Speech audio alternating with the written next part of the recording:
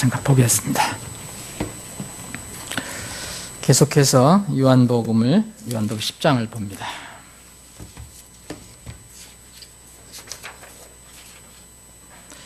요한복음 10장 오늘은 22절부터 30절까지 제가 한번 읽겠습니다. 예루살렘의 성전 봉헌절이 이르니 때는 겨울이더라. 예수님께서 성전 안에 솔로몬의 주랑에서 거니시더니 그때에 유대인들이 그분의 사방에서 와서 그분께 이르되 당신은 언제까지 우리가 의심하게 하려 하시나이까?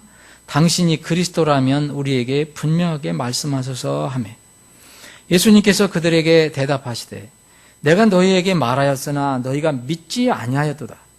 내가 내 아버지의 이름으로 행하는 일들이 나에 대하여 증언하거늘 내가 너희에게 말한 것과 같이 너희가 내 양들에 속하지 아니하므로 믿지 아니하는도다. 내 양들은 내 음성을 들으며 나는 그들을 알고 그들은 나를 따르느니라. 내가 그들에게 영원한 생명을 주노니 그들이 결코 멸망하지 않을 것이요 또 아무도 내 손에서 그들을 빼앗지 못하리라. 그들을 내게 주신 내 아버지는 모든 것보다 크심에 아무도 내 아버지 손에서 그들을 빼앗지 못하느니라. 나와 내 아버지는 하나이니라 하시니. 오늘 이 말씀은, 이 사건은 이제 성전 봉헌절이라는 유대인들이 지키던 한 그 명절, 절기에 이제 솔로몬 성전 안에서 일어난 겁니다. 참고로 이 성전 봉헌절, 영어로는 이제 데디케이션이라고 하는데, 데디케이션이라면 뭘 이렇게 우리말로 하면 요새 이제 일반 교회에서 교회당을 짓고 이렇게 할 때 헌당한다 그러죠. 헌당. 그런 것입니다. 그래서 그 성전과 관련된 그런 절기입니다. 이것은 구약 시대에 율법으로 주신 절기는 아니에요. 율법의 그 명절이 있잖아요. 주의 명절이. 그건 아닌데 유대인들의 역사상에 아주 중요한 사건으로 일어난 것이기 때문에 이것을 유대인들은 중요한 절기 중에 하나로 지킵니다. 우리가 구약의 말라기서는 이제 구약의 마지막 성경인데 말라기 대언을 끝으로 이제 침묵의 시기가 시작됩니다. 약 400년 기간이라고 그러죠. 이 신약의 계시가 시작되기 전까지 약 400년의 기간이 지났는데 이것을 이제 이 신학에서는 또 신구약 중간기라고도 합니다. 그래서 이 400년 동안에 일어난 그 사건을 근거로 한 것이 성전 봉헌절입니다. 이 기간 중에 이제 유대인들에게 큰 충격적인 사건이 일어났습니다. 이 사건은 뭐냐면 유대인들은 이 성전을 굉장히 중시하겠잖아요. BC 167년경 예수님이 오시기 전에 약 167년 전에 시리아 그때 당시에 최대의 강국이었던 이 시리아의 왕 이 안티오쿠스라는 사람이 있었습니다. 유명한 사람입니다. 안티오쿠스 에피파네스라고. 이 에피파네스가 갑자기 이스라엘로 돌아와서 이집트로 내려갔다가 이스라엘 돌아와서 예루살렘 성전을 이제 공격합니다. 이제 이건 이유가 있었죠. 뭐 이스라엘 여러 가지 예가 있는데 이제 이 안티오쿠스가 이집트에서 죽었다 이런 소문이 유다에서 퍼뜨렸다. 그래서 안티오쿠스가 갑자기 이제 예루살렘으로 다시 돌아옵니다. 그래서 이 예루살렘을 공격하죠.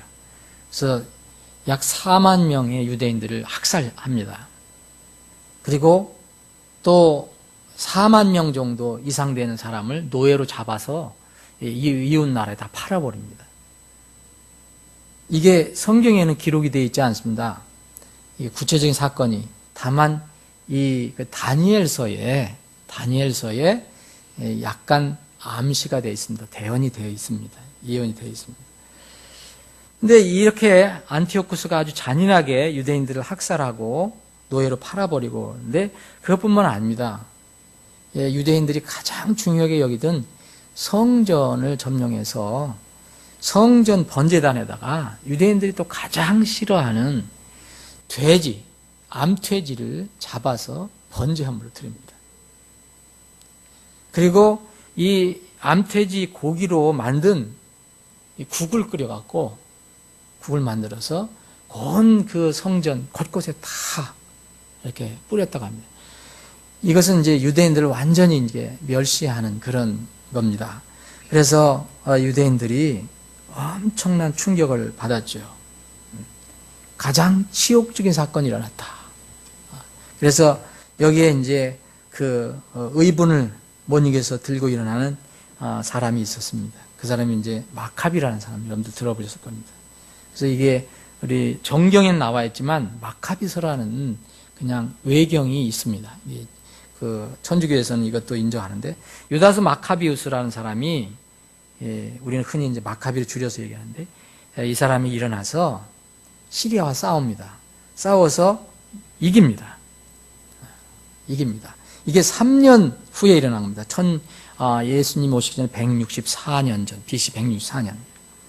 그래서 시리아 그 세력을 물리치고 이 성전을 다시 회복하고 그 더럽혀졌던 성전을 다시 깨끗이 정화시킵니다.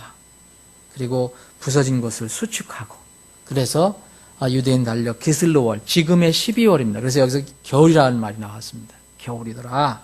12월에 다시 성전을 성대하게 봉헌합니다. 이것이 바로 성전 봉헌절입니다. 구약에는 없는 것이 이것입니다. 이 사건을 기념하는 게 성전 봉헌입니다. 이때 주님께서 겨울이었을 때 성전 안에 솔로몬 주랑을 거니셨다고 그랬습니다.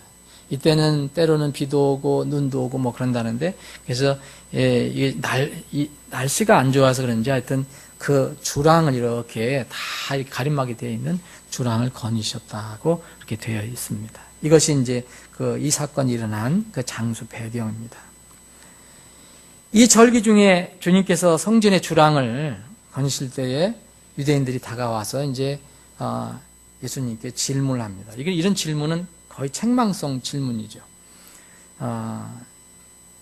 당신은 언제까지 우리를 의심하게 만드느냐 이겁니다. 이게 다 쫓아와서 당신 도대체 언제까지 우리를 의심하게 하느냐, 이렇게 이제 예수님 다그칩니다. 이 말을 잘 한번 여러분 생각해 보시면, 이 사람들이 믿는 것도 아니고, 믿는 건 물론 아닙니다.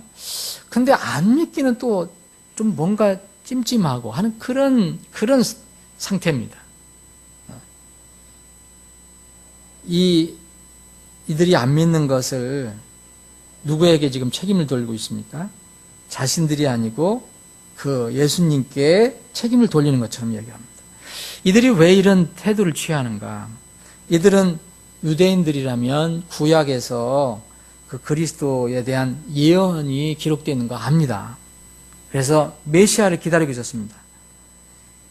그래서 메시아라는 그리스도인데 그 오신다는 것을 알고 있었으나 이 예수님이 그리스도라니까 이건 믿기가 어려웠던 겁니다. 왜냐하면 말씀보다는 자신들의 육신적인 판단으로 예수님을 바라봤기 때문에 그랬습니다. 그래서 예수님은 나를 혹시 안 믿더라도 내가 행한 일을 보고 믿어라, 그런 말씀을 종종 하셨습니다. 이런 사람들의 태도는 정말 우리 이 시대의 말로 하면은 좀 어정쩡한 태도를 가진 사람입니다. 완전히 예수님을 이 순간에 대적하고 완전히 안 믿는 것도 아니고 뭔가 좀 찜찜한데 믿기는 그렇고 또 안 믿기도 그렇고. 이 시대에 이제 우리가 복음을 전할 때 보면 여러분 완전히 이렇게 거절하는 사람이 있는가 하면요, 글쎄요, 그거 믿을 수 있나요? 하는 사람들이 있어요. 이러면 이제 신학적인 용어는 불가지론을 펴는 사람이 있어요. 이건 뭐냐면 우리 지금 알지 못한다는 거예요. 지옥이 있는 걸 어떻게 압니까? 천국이 있는 걸 어떻게 압니까? 하나님이 있는 것을 어떻게 압니까? 그건 불가지다. 그거는 불가지다. 알 수가 없다. 단정할 수 없다는 겁니다.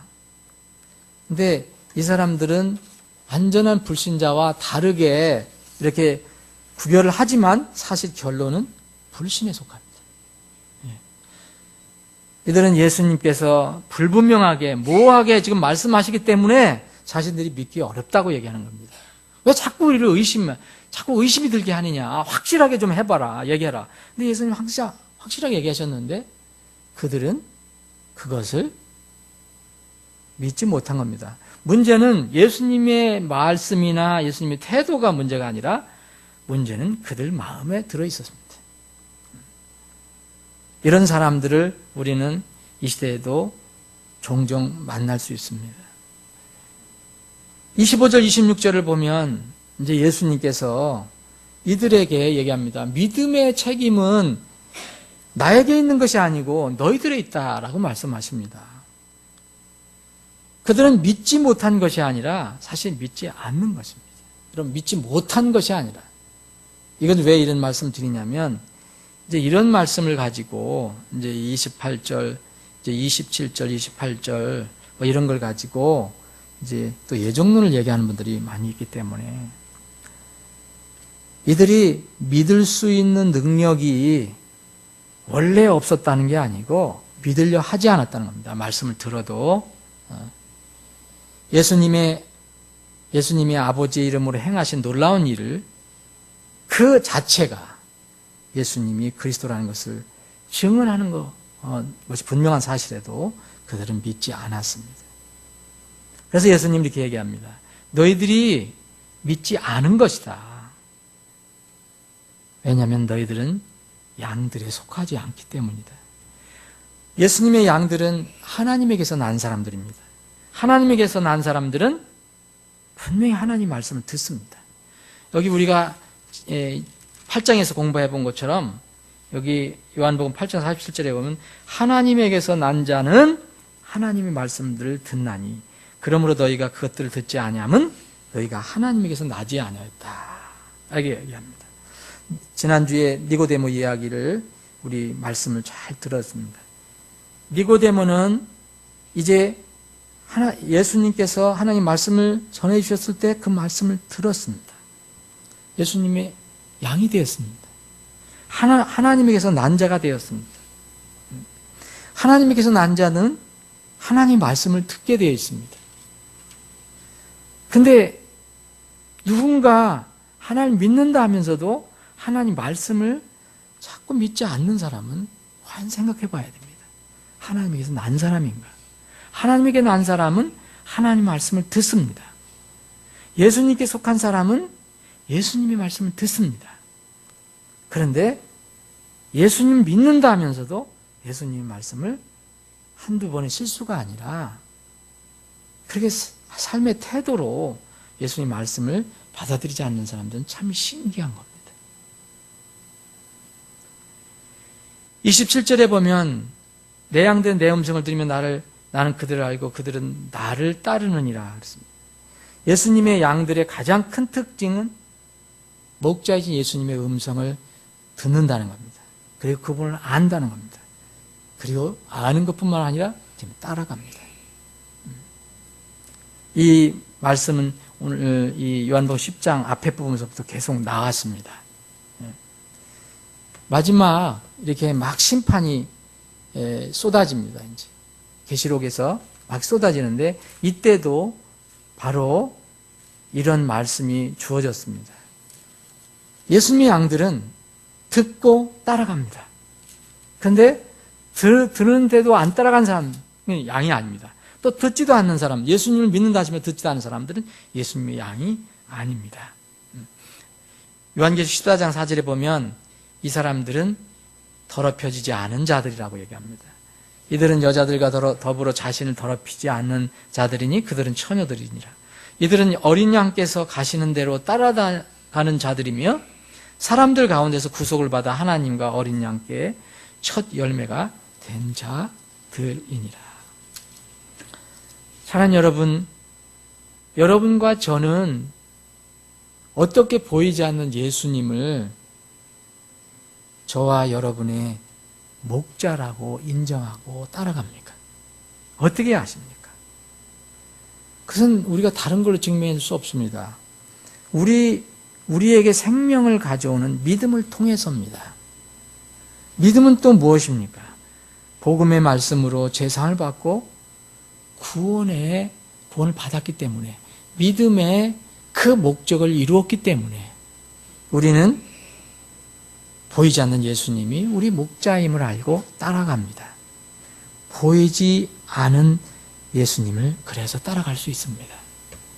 베드로전서 베드로 기자는 이렇게 예수님을 보고도 이제 물론 구원하고는 상관없는 것이지만 보고도 눈앞에서 자기 육신의 욕심 때문에 3번이나 부인했던 베드로는 이 말씀이 너무 아주 적절한 말씀이었을 것입니다. 베드로전서 1장 8절에 보면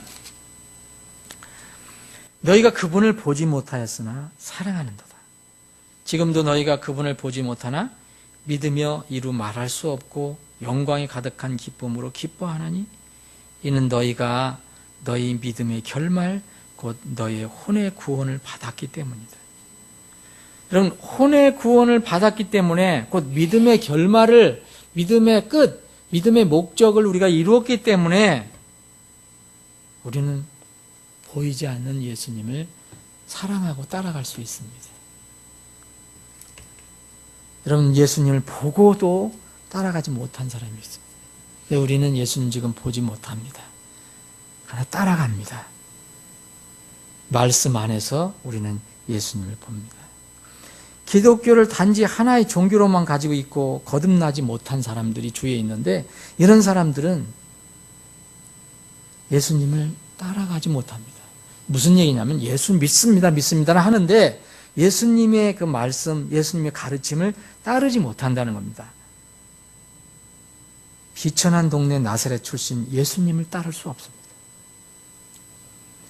그리고 로마를 정복하지 못하고 이 세상에 나에게 복을 주고 무슨 물질적인 복도 주고 출세도 해주고 여러 가지 그 물리적인 곧 로마를 정복하지 못하고 오히려 로마 군사들에게 잡혀서 십자가에 못 박혀 죽으신 그 그리스도를 따를 수 없습니다.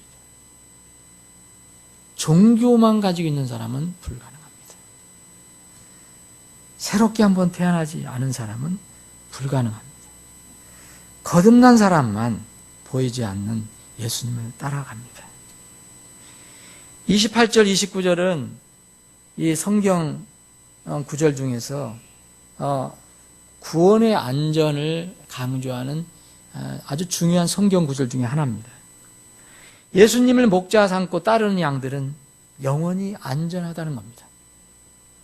이것을 구원의 안전이라고 우리가 말합니다. 구원의 확신은 개인이 갖는 것이, 이 구원의 확신은 개인이 갖는 것이고 구원의 안전은 하나님께 보장해 주시는 것입니다. 여러분, 개인이 구원의 확신을 갖는다고 하면서도 구원의 보장을, 안전을 받지 못하는 사람이 있습니다. 구원의 확신을 갖는 사람들이 다 모두 구원의 보장을, 구원의 안전을 보장받는 건 아닙니다. 저렇게 전도할 때, 상담할 때 보면 분명하게 확신한다는 거예요. 천국을 확신한다는 거예요. 근데 말씀을 나눠보면 그 구원의 도리가 안 나와요. 확신을 갖지만 안전하지 않은 사람들이 많이 있습니다. 이런 사람들은 개인 신념이죠. 개인 착각입니다. 이 구원의 안전은 어디서 와야 되느냐? 반드시 성경에 의해서 증명되고 하나님으로부터 인정받아야 합니다. 내가 그들에게 영원한 생명을 주노니 그랬습니다. 그들이 결코 멸망하지 않을 것이요 또 아무도 내 손에서 그들을 빼앗지 못하리라. 여러분들이 이 구절을 보시면 우리말도 되어 있지만 생명을 준다 할 때는 현재형으로 주님께서 쓰고 있습니다. 그리고 멸망하지 않을 것과 빼앗기지 못하리라 이 말은 미래형으로 쓰고 있습니다. 주님께서는 믿는 자들에게 영원한 생명의 선물을 미래에 주는 것이 아닙니다. 구원의 안전은 지금 이루어지는 겁니다.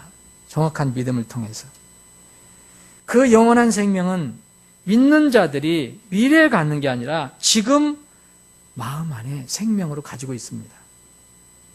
그런데 아직 심판은 드러나는 것은 아직은 미래형입니다.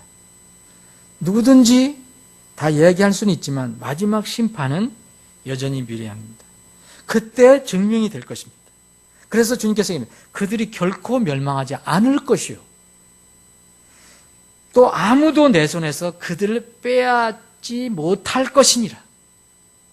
미래형이 얘기하고 있습니다. 그때 증명이 된다는 겁니다. 궁극적으로 양들은 주님의 손에 안전하게 있을 것입니다. 그러나 이제 정말 진정으로 거듭나지 않은 사람은 그때 가서, 지금은 아무리 확신을 갖고 무슨 신념을 갖는다 하더라도 그때 가서 멸망되지 않아야 하는데, 그것은 미래형입니다. 과연 주님의 손에서 그때 빼앗기지 말아야 되는데 그때 주님의 손에서 떨어져 나가는 사람이 있을 수 있다는 겁니다. 그때 증명이 될 것입니다. 하나님의 구원의 선물은 정확하게 한 번 받으면 영원히 나의 소유가 됩니다. 하나님은 한 번 주시고 다시 빼앗아 가시는 법이 없습니다. 세상의 다른 어떤 것들도 하나님 안에 있는 양들의 생명을 빼앗아 갈 수 없습니다. 하나님의 사랑은 영원하다고 그랬습니다. 여러분, 예레미야 31장 3절에 보면 아주 구체적으로 하나님께서 이런 말씀을 하십니다. 이거보다 더 확실한 것은 없습니다. 31장 3절, 옛적에 주께서 내게 나타나사 이르시되, 예레미야에게 나타나서 이르시되, 옛날부터 참으로 내가 영존하는 사랑으로 너를 사랑하였기에 인자함으로 너를 이끌었노라. 여러분, 영존하는 사랑이 무엇입니까? 우리에게 사랑을 주셨다면 그 사랑은 변하는 사랑이 아니고 영존하는 이 사랑입니다. 영존하는 사랑은 영원한 영존하는 생명을 가져옵니다. 그래서 하나님의 사랑은 변치 않는 것입니다. 말라기 3장 6절에 보면 나는 주라 변치 않는다. 영어로는 I change not 라고 얘기합니다. 그래서 바울 사도는 로마 교회의 로마서 8장에 보면, 그래서 아무것도 우리를 그리스도의 사랑에서 빼앗아 갈 수 없다. 죽는 것도 불가능하다. 죽음으로 끝나는 게 아니다. 죽음도 우리의 육신이 죄 때문에 죽어서 무덤에 묻혀도 그것이 우리를 그리스도의 사랑에서 빼앗아 갈 수 없다라고 얘기합니다. 이 말씀을 28절, 29절을 우리 마음속에 새기고 있으면 무엇이 두려운 게 있겠습니까, 여러분? 우리는 이 땅에서 때는 어려움을 겪습니다. 육신의 고통도 당합니다. 병 때문에 투병도 합니다. 어려움도 당합니다. 슬픔과 눈물을 흘릴 때도 있습니다. 그런데 분명한 것은 우리가 받은 그 생명, 영원한 생명은 절대 멸망되지 않습니다. 그리고 그것이 빼앗김을 당하는 것도 아닙니다. 왜냐하면 그것을 주신 하나님 아버지는 정말 말 그대로 절대 주권자이시고 모든 것보다 크신 분이기 때문에, 이것을 약속하신 분이 누굽니까? 예수님입니다. 그래서 30절은 나와 내 아버지는 하나이다 라고 말씀하십니다. 삼일체 용어라는, 이런 삼일체라는 용어는 성경에 안 나오지만 성경이 계시하는 아주 중요한 진리입니다. 이 말씀 30절부터 31절 이후로는 다시 한번 다음 주에 한번 더 살펴보기로 하겠습니다. 여러분들이 가지고 오신 기도 제목 나누시고 교제하시기 바랍니다. 자, 잠깐 기도하겠습니다.